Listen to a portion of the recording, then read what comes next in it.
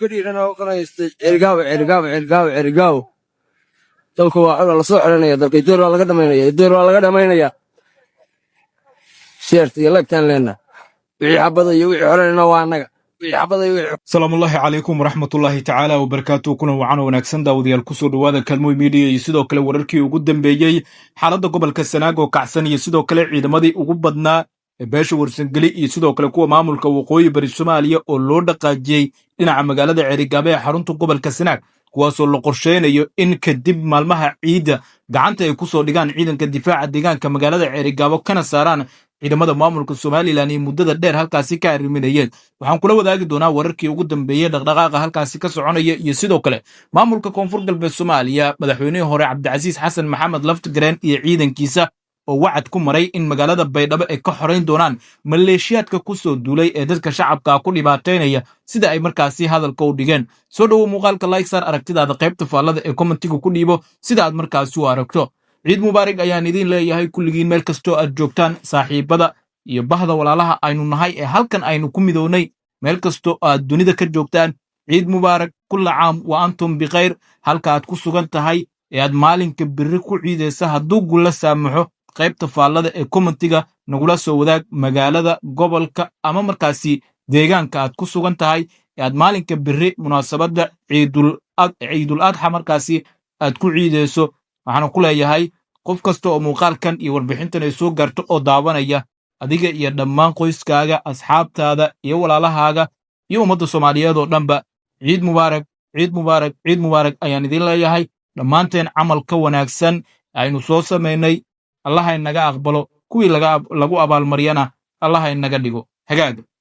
sidaad la socotaan muddooyinkii ugu dambeeyaba guud ahaan gobolka Sanaag waxaa ka taagneed xiisad iyo sidoo kale xasarad aad u xoogan oo u dhaxaysay ciidamada difaaca deegaanka iyo sidoo kale kuwa maamulka Soomaaliland inta badan xiisaddu waxay ahayd mid u dhaxaysay ciidanka difaaca deegaanka ee beesha warsangeli iyo sidoo kale ciidamada maamulka Soomaaliland waxa ciidanka difaaca deegaanka ay doonayeen in guud ahaanba deegaanadaasi laga saaro maamulka Soomaaliland ciidankiisa waxay ku guuleysteen ciidanka xaq u dirirka difaaca in deegaanada waqadariya yubbe iyo sidoo kale shidanba ay ka saaraan ciidamadii maamulka Soomaaliland isla markaana ay noqdaan deegaana aysan joogitaan ku lahayn Soomaaliland oo ay maamulaan ciidanka difaaca deegaanka iyo waxgaradka haddaba muddo bilooyin ah oo ciidamada difaaca deegaanka ay abaabul iyo diyaar garow aad u xoogan ay ka wadeen deegaanada istiraatiijiga ah ee shidan yubbe iyo sidoo kale waqadariya waxa ugu dambeyn markaasi ciidamadii ugu badnaa maanta ay ka ruqaansadeen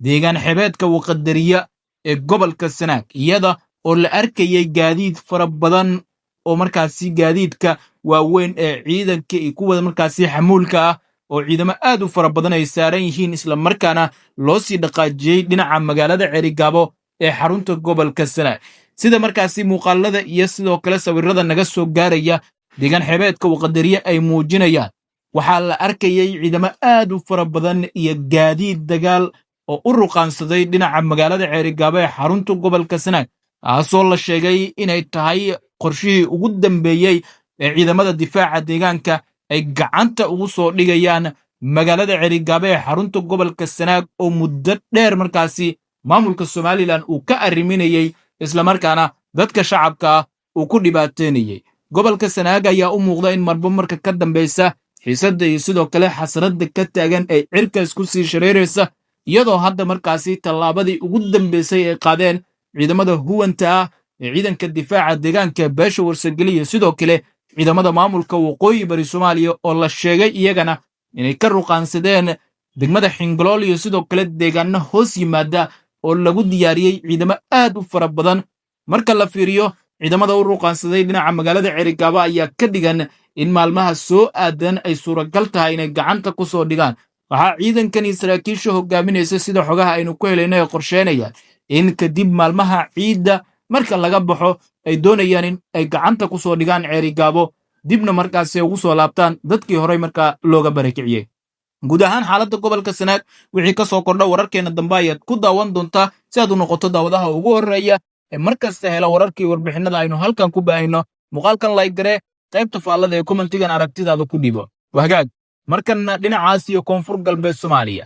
deegaanada koonfur galbeed Soomaaliya gaar ahaan magaalada madaxda gobolka Bay ee baydhabo maalmihii ugu dambeeyey waxaa ka taagneyd xiisad colaadeed iyadoo halkaasi ay dhowr jeer dagaallo ku dhex mareen ciidamada daraawiishta dowlad goboleedka koonfur galbeed Soomaaliya garabka daacadda u ah Cabdicasiis Xasan Maxamed Laftigareed hogaamiyihii maamulkaasi ee sida xoogga talada ay ku dhaafisay dowladda federaalka Soomaaliya dagaallo kooban oo ka dhacay duleedka baydhabo kadib waxaa maanta war markaasi soo saaray afhayeenka maamulka koonfur galbeed Soomaaliya garabka Cabdicasiis Xasan Maxamed Laftigareed kaasoo ka hadlay xaaladaha guud ee deegaanada koonfur galbeed gaar ahaan magaalada baydhabo dhacdadii shalay ka dhacday gudaha magaalada laguna dhibaateeyay dadka shacabka ah hantidoodiina lagu bililqaystay waxaana uu sheegay in maalmaha soo aadan ay xoreyn doonaan deegaanada koonfur galbeed guud ahaan gaar ahaan magaalada baydhabo ee xarunta gobolka Baay ayna ka saari doonaan maleeshiyaadka ku soo duulay sida uu markaasi hadalka u dhigay waa kan ogaas xasan oo markaasi ka hadlaya arrimahaasi iyo kuwa kale oo ku saabsan xaaladda koonfur galbeed iyo waqtiga ugu dambeeya ee ay doonayaan inay baydhabo gudaha u galaan oo ay ka saaraan ciidamada dowladda federaalka Soomaaliya ee halkaasi geysay marka ugu horeysa waxaan ka tacsiyeynaynaa guud ahaan dhacdadii foosha xumayd ee ka dhacday maalintii shalay magaalada baydhabo ee xarunta kumeelgaarka dowladda koonfur galbeed Soomaaliya waxaan aad ula damqanaynaa kana xanuunsanaynaa hablaheennii sharafta badnaa ee reer koonfur galbeed gaar ahaanna reer baydhabo sidaan horeba u sheegno dhowr jeerna ku celcelinay in sharafkooda iyo cirdigooda iyo hantidooda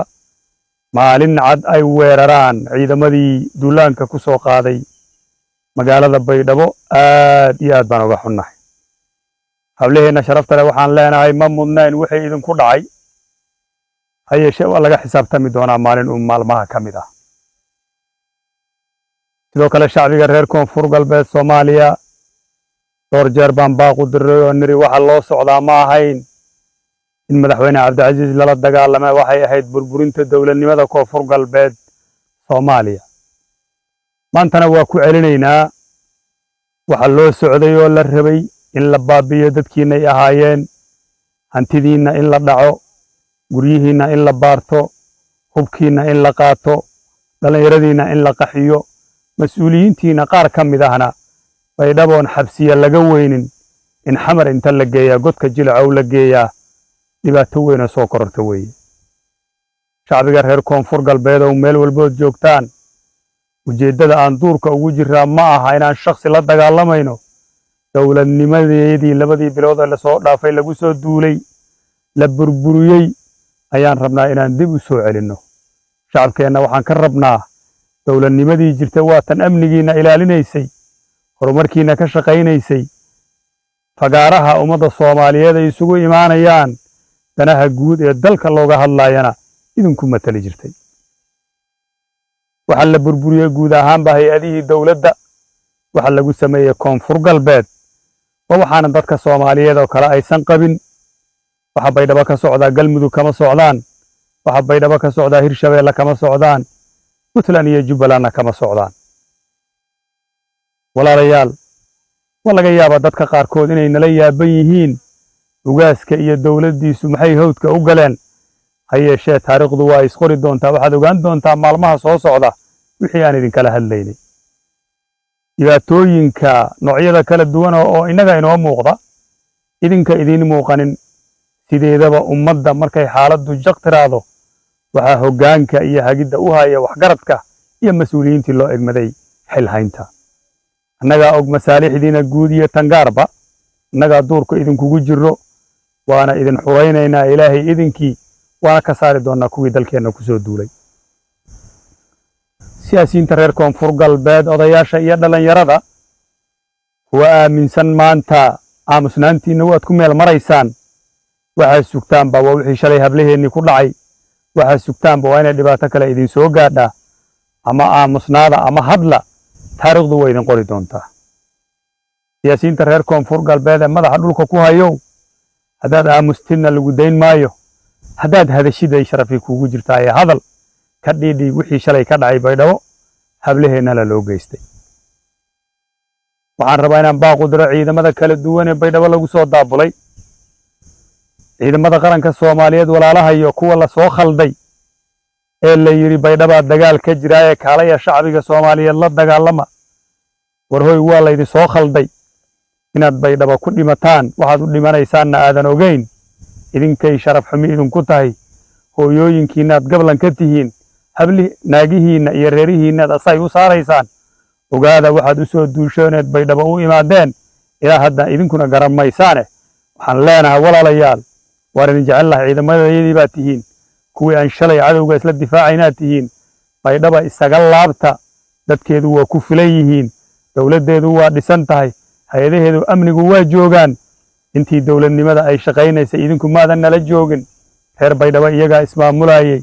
iyagaa isxukumayey iyagaa amnigooda ilaashanayay way isku filan yihiin waxaan leenahay walaalayaal yaan la idin khaldin ujeeddo guracan yaan la idin isticmaaline ku laabta halkii aad ka timaadeen ciidamada kale oo walaalaha iyaga reer koonfur galbeed gaar ahaanna ciidanka laga keenay waajid iyo xudur walaalayaal dalkanaynu wada leenahay sabab baydhabo maanta ciidan loogu soo daabulaa ma jirto baydhabo dhowr iyo 10 sanay dowladii ka jirtay ciidan kooban oo qaybta lixdanaad la yiraahdo guutada sideedaad ayaa amniga kala shaqaynayay ciidamada koonfur galbeed Soomaaliya oo ay isgarabsanayeen in maanta guutadii sideedaad ee tirada yareedna la baabi'iyo ciidankii dhowr iyo 10 sano kala shaqaynayay amniga ciidamada koonfur galbeedna wax qoryaha laga qaato wax la eriyo wax mishaarka laga jarto iyo wax laga qaado baydhabo oo la geeyo meelo kale oo deegaan ahaan aysan aqooninna waxay tilmaamaysaa waxa loo socdaa waxay tahay sideedaba in ciidan koonfur galbeedna way isku dayeen inay baabi'iyaan kuwa qaybta lixdanaad oo hore u jooga deegaankaas u dhashana in la baabi'iyo dabadeetana la keeno kuwa aadan dhaqankiina aqoonin deegaankiina aqoonin qaab dhaqankiina aan aqoonin la idinkuna dulaysta sidii shalay ta dhacday walaalahay xudur iyo waajid laga keenayo dalkan idinkaan nala leh soo dhawaada dalkiina ku soo dhawaada ha yeeshee qoryaha iyaga iyo qoryihiina isma qabtaane magaalada baydhabo meel ka baxsan ha soo aadina laakiin cidda aad qoryaha u soo qaadateen hadday tahay dadkiina way idinka khaldan yahay idinkana qoryihiina amaankooda xira meesha la idin keeno baydhabo ahayd magaaladiina ku sugnaada duurkan ha soo aadina khasaaro badan baa yaalo shacbiga reer koonfur galbeed oo meel walba dunida ka joogtaan u hiiliya dawladdiina koonfur galbeed u hiiliya ciidamadiina koonfur galbeed ee daraawiishta koonfur galbeed oo raba inay idin xureeyaan inay idinka dulqaadaan dulliga maanta la idinku haysto ilaahay idinkii maalin dhow waqti dhow oo aan sidaas u fogeenna waxaan rajaynaynaa inaan idinka dulqaadayno garab istaaga ciidankiina soona dhoweeya mar kalan ku celinaynaa shacbiga reer baydhabo sacbatunka waad ku fiican tihiin mararka qaarkood dantiina ma taqaanaan ciidamadiina soo dhoweeya ciidanka koonfur galbeed oo aan ognahay in magaalada baydhabo ay ku hareeraysan yihiinna waxaan leenahay walaalayaal u tura shacabkiina yaan dhibaato la gaarsiinin cidaan xabad idinku soo ridin xabad yaan lagu ridin cidaan dhibaato idin gaarsiinin yaan la gaarsiinin shacabkiina ha loo turan leenahay ilaahay idinkii koonfur galbeed reer koonfur galbeed baa iska leh dalkanaynu leenahay miyi iyo magaalaba meel kale uma soconno waa halkaan awoowadeennii ka soo gaarray aabbayaasheennii ka soo gaarray tanaynu leenahay ilaa maalinta qiyaamaha tanaynu ku noolaan doonnaa qaar baa waxay leeyihiin maxaad duurka ugu jirtaan duurka waa kii aabbahay ku dhashay hooyaday ku dhalatay awowgay ku dhashay miyi iyo magaalaba reer koonfur galbeed baa iska leh halkaanaanu ku sugnaan doonnaa duulaan kuma nihin cid kale dalqabsi kale uma soconno ha yeeshee cid walboo weerar ku ah jiritaankeenna ummadeed dowladnimadeenna inaan annagu ismaamulo duulaan ku soo qaadaa gacan biraynu isaga qabanaynaa wakhtigu ha dheeraado ama ha gaabnaado waa xuraynaynaa koonfur galbeed waana xuraynaynaa magaalada baydhabo haddii ilaahay idmo guud ahaan wixii ka soo kordha wararkan warbixinadeenna dambe ayaad ku daawan doontaa si aad u noqoto daawadaha ugu horreeya ee hela mar kasta wararkii warbixinada aynu halkan ku baahino muuqaalka like saar aragtidaada qaybta faallada ee kommentiga ku dhiiba calaamadda subscribe-kana noo taabo waxaynu saarannahay waddadii aynu ku gaari lahayn 15,000 oo subscribers ah ka mid noqo saaxiibada nala gaaro oo markaasi ka mid noqo saaxiibada mar kasta aynu la wadaagna innagana xogaha iyo dhacdooyinka guud ahaan Soomaalida iyo caalamka